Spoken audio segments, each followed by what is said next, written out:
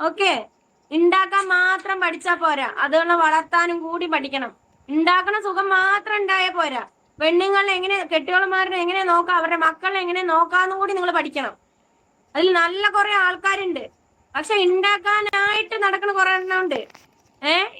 ഉണ്ടാക്കി വിട്ടിട്ട് അതുകൾക്ക് ഒരു ഡ്രസ്സ് എടുത്തു കൊടുക്കാണ്ടും വേറുള്ള എടുത്തു കൊടുക്കാണ്ട്. അത് എന്റെ ഇക്കാനല്ലാട്ടോ പറയുന്നേ, വേറെ കുറെ ജന്മങ്ങൾ ഇറങ്ങിയിട്ടുണ്ട്. ഉണ്ടാക്കാൻ മാത്രം അറിയും, അതുകളിലൊന്ന് ഡ്രസ്സ് എടുത്തു കൊടുക്കാനോ അതുകൾക്കൊന്ന് പുസ്തകം വാങ്ങിക്കൊടുക്കാനോ. ഓൺലൈൻ ബിസിനസ് ഉണ്ട്. ഇപ്പൊ ഷോപ്പ് നോക്കിയിട്ടുണ്ട്, ഷോപ്പ് ഇടാൻ പോകുന്നു. അപ്പൊ അതിന്റെയൊക്കെ ഒരാഴ്ച മാറിയതാ. പിന്നെ ഉമ്മയായിട്ട് എന്തെങ്കിലും ഇഷ്യൂസ്? ഉമ്മയായിട്ട് ഇഷ്യൂസ് പറഞ്ഞാൽ അതുണ്ട്, കുറെ വർഷമായിട്ടുള്ള ഇഷ്യൂസ് തന്നെയാണ്. പിന്നെ ഇപ്പൊ ഇക്ക മരിച്ചിട്ട് 2 കൊല്ലമായിട്ട് ഞാൻ എന്റെ വീട്ടിലായിരുന്നു. 1.5 വർഷമായിട്ട് ഞാൻ എന്റെ വീട്ടിലുണ്ട്. അപ്പൊ ഉമ്മാക്ക്, ഞങ്ങൾ 3 പെൺകുട്ടികളാ. ഞാൻ മൂത്താള്, താഴെ 2 അനിയത്തിമാര്. ഉപ്പ ഉണ്ട്, ഉപ്പ വീട്ടിലില്ല. ഉമ്മാനായിട്ട് സെപ്പറേറ്റഡ് ആണ്, ഉപ്പയും സെപ്പറേറ്റഡ് ആണ്. അപ്പൊ ഞാനിപ്പോ ഇക്ക മരിച്ച അതിന് മുന്നൊക്കെ ഞാൻ തന്നെ നീ ആയിട്ട് തന്ത, നിന്റെ കെട്ടിയോനായിട്ടുള്ള എന്റെ തന്തിയും എനിക്ക് ഉണ്ടാക്കി തന്നെ. നീ എന്ന തള്ളാന്ന് പറയുന്ന നടക്കണ നാറി നീയും എനിക്ക് ഉണ്ടാക്കി തന്നിട്ടില്ല. അപ്പൊ ഞങ്ങൾ ഇങ്ങനെ തന്നെ അലഞ്ഞ് ജീവിക്കേണ്ട അവസ്ഥയടി. കാരണം നിന്റെ തന്ത കണ്ടവന്മാരെയൊക്കെ പിടിച്ചു പറ്റിച്ച് പറിച്ച് കുറെ ഏക്കർ കണക്കിന് ഉണ്ടാക്കി. വെളാപ്പ മൂത്തപ്പമാരൊക്കെ, അവരൊക്കെ എന്താ പറയാ, പാരമ്പര്യമായിട്ട് നിനക്ക് മുതലുള്ളവിടെ അല്ലടി. നമ്മൾ അങ്ങനെ അല്ലടി. നമ്മുടെ വാപ്പ പട്ടനാണേ, പട്ടനായതുകൊണ്ട് മുതലൊന്നും ഉണ്ടാക്കി തന്നില്ല. 3 എണ്ണത്തിന് ഉണ്ടാക്കി വിട്ടെന്ന് നടന്നു ഓടി. തള്ളന്റെ കേസ് ഇങ്ങനെ. ഹലോ, അസ്സലാമു അലൈക്കും. കേട്ടില്ലേ ഷാജിദയുടെ വോയിസ്?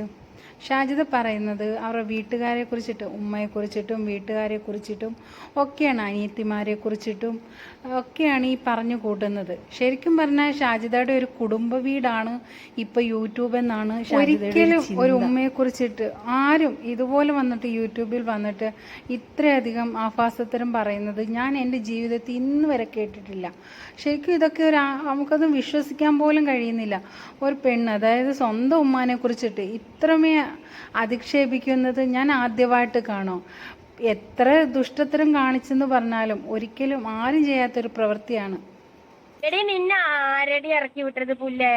നീ ഇറങ്ങി പോയതല്ലേടി പുല്ലേ? നിന്റെ വീട്ടിൽ നിന്ന് നിനക്ക് എന്നെ എന്താ പറയാ, എന്റെ വാക്കുകളുടെ മുന്നിൽ നീ പേടിച്ചിട്ട് നീ ഇറങ്ങി പോവടി നാറി.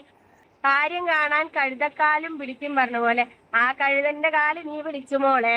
നിനക്കെട്ടിന്റെ പണി ഞാൻ വരുന്നുള്ളൂ മോളെ. നിന്റെ ഇതിൽ ഷാജിദ പറയുന്നുണ്ട് ഉമ്മ കഴുതക്കാല് പിടിക്കാൻ പോയി എന്ന്. അത് ഇറ്റ്സ് മീ കൈസ് എന്ന് പറയുന്ന ആ ഒരു യൂട്യൂബറെ ആണെങ്കിൽ ഇവർ ഉമ്മ വിളിച്ചതിനെയാണ് കഴുതക്കാല് പിടിക്കാൻ പോയി എന്ന് പറയുന്നത്. ഒരിക്കലും ആ യൂട്യൂബർ അങ്ങോട്ട് പോയി സംസാരിക്കാൻ പോയതല്ല.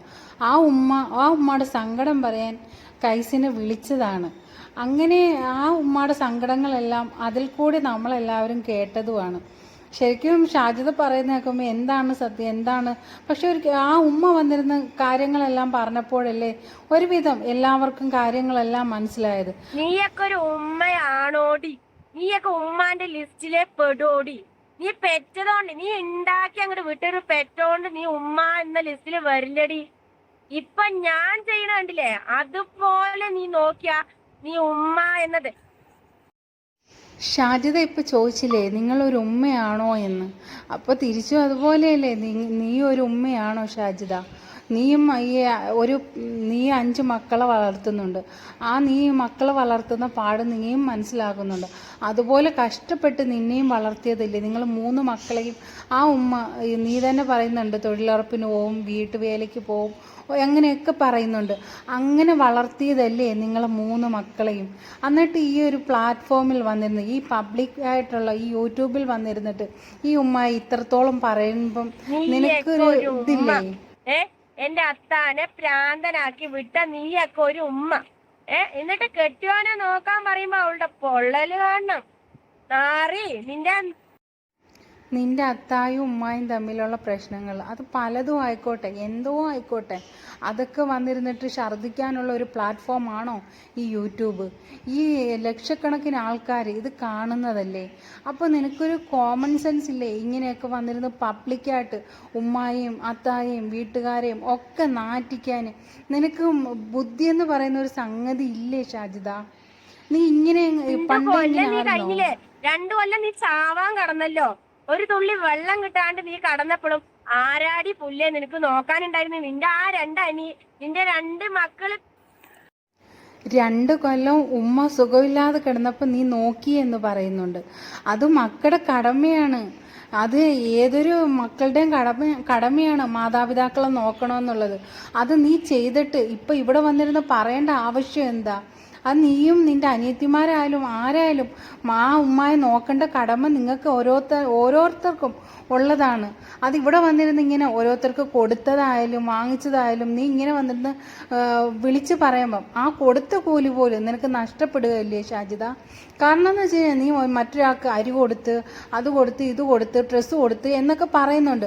അതൊക്കെ കൊടുത്തിട്ട് നീ അതെല്ലാം വന്നിരുന്നിട്ട് ഇങ്ങനെ പബ്ലിക്കായിട്ട് വിളിച്ച് പറഞ്ഞ് അവരെ ഒക്കെ നാറ്റിക്കുകയാണ് ചെയ്യുന്നത്. അങ്ങനെയൊക്കെ നാറ്റിച്ചിട്ട് ആ വാങ്ങിച്ച അവരുടെ മനസ്സെന്തായിരിക്കും? അതൊന്നും നിനക്ക് മനസ്സിലാവില്ല. അതൊക്കെ അവർ കൈപ്പറ്റിപ്പോയി, അവർ കഴിച്ചു പോയി. പക്ഷെ അവരുടെയൊക്കെ മനസ്സ് ഇപ്പോൾ കിടന്ന് വേവലാതി കൊള്ളുമായിരിക്കും. നീ ഇങ്ങനെ ലക്ഷക്കണക്കിന് ആൾക്കാരുടെ മുന്നിൽ അതെല്ലാം എടുത്ത് പറയുമ്പോൾ അവർ കിടന്ന് വിഷമിക്കുകയായിരിക്കും ചെയ്യുന്നത്. ഒരിക്കലും ഇതൊന്നും നല്ലൊരു പെണ്ണിന് ചേർന്നതല്ല. ഒരിക്കലും നമ്മുടെ മാതാപിതാക്കളെ ആയാലും നമ്മുടെ കുടുംബത്തിലുള്ളവരെ ആയാലും ഇങ്ങനെ പബ്ലിക്കായിട്ട് വന്നിരുന്ന് നാറ്റിക്കുന്ന മറ്റൊരു പെണ്ണിനെ ഞാൻ കണ്ടിട്ടേ ഇല്ല. യവനോ ഉണ്ടാക്കിയ മക്കളിനെ നീ പോറ്റുണ്ടല്ലോ 1.5 കൊല്ലം. എടി എന്നെ പ്രാന്തി എന്ന് പറയണ്ടല്ലോ എടി 1.5 കൊല്ലം നിന്റെ മകള് റൂമെന്ന് പുറത്തിറങ്ങാണ്ട് ഇത്രക്ക് ഇടുപ്പിനുണ്ടായിരുന്ന മുടി ഇത്രക്ക് മുറിച്ചവളാടി നിന്റെ മോള്. എടി ഞാനങ്ങനെ ചെയ്തിട്ടില്ലടി. എനിക്ക് എന്നെ കെട്ടിയവൻ മരിച്ചിട്ടും പ്രാന്തായിട്ടില്ലടി. എന്റെ മനസ്സ് മാറിയിട്ട് സൈക്കോളജിസ്റ്റിന്റെ മരുന്ന് ഞാൻ കഴിക്കുന്നുണ്ടെങ്കിൽ അത് ഭ്രാന്തായിട്ടല്ലടി. നിന്റെ അടുത്ത് ഡോക്ടർ പറഞ്ഞില്ലേടി 1.5 കൊല്ലം അവൾക്ക് സർജറി. ഇതാ ഈ കഴുത്തിലെ ഈ സർജറി, ഈ മുഴ നീ കണ്ടതല്ലടി ഷെരീഫ. ഈ അറസ്റ്റ് ചെയ്ത് ആഘോഷിക്കും. ഞാന് സാധനങ്ങൾ കൊണ്ടുവരുമ്പോ ആ വടിവേലു അവിടെ നിക്കണ്ടായിരുന്നല്ലോ. എന്താടാ വടിവേലു നീ വന്നില്ലടാ നാറി? 2 വടിവേലുകൾ നിക്കണ്ടായിരുന്നല്ലോ. പല്ലനും മറ്റോനും ഉണ്ടായിരുന്നല്ലോ. കഞ്ചാവടിയനും കള്ളുടിയനും ഉണ്ടായിരുന്നു. കഞ്ചാവടിയനും കള്ളുടിയനും ഉണ്ടായിരുന്നു. എന്തേടാ വന്നില്ല? ഞാൻ എന്റെ വീട്ടിൽ 2 ദിവസം ഉണ്ടായിരുന്നല്ലോടാ. എന്തേടാ നീക്ക വടി വന്ന വെട്ടി ഞാൻ ഉറുക്കായിരുന്നു. വെട്ടി ഞാൻ എന്നെ മതി വെട്ടി അവനെ ഞാൻ ഒരിക്കൽ തല്ലി പുറമൊളിച്ചതാണ്. ആ പല്ലനെ ഞാൻ ഒരിക്കൽ തല്ലി പുറമൊളിച്ച് അവന്റെ ഫോണ് ഞാൻ മേടിച്ചിട്ട് വന്നതാണ്. അതാടാ പെണ്ണ്.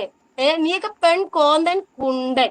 നീയൊക്കെ കുണ്ടൻ, മറ്റേ SI സാറിന് കൊടുക്കണ കുണ്ടൻ. ഞാൻ അതല്ലടാ. അടുത്ത സാറുമാര് തൂങ്ങി മരണമാണല്ലോ, അതുകൊണ്ട് തന്നെ സ്വാഭാവികമായിട്ടും കേസ് വരും. അപ്പൊ അങ്ങനെ ചോദിച്ചപ്പോൾ ഞാൻ പറഞ്ഞു, ഈ സാറുമാരുടെ അടുത്ത് ഞാൻ പറഞ്ഞു ഇങ്ങനെയൊക്കെ ഉണ്ടായിട്ടുണ്ടെന്ന്. അവരോട് ഞാൻ സത്യങ്ങൾ പറഞ്ഞിട്ടുണ്ട്. കാരണം അവരോട് നുണ പറഞ്ഞിട്ട് കാര്യമില്ല അല്ലേ, നമുക്ക് നടക്കുന്ന കാര്യങ്ങളൊക്കെ. അപ്പൊ അവർക്ക് മനസ്സിലായി.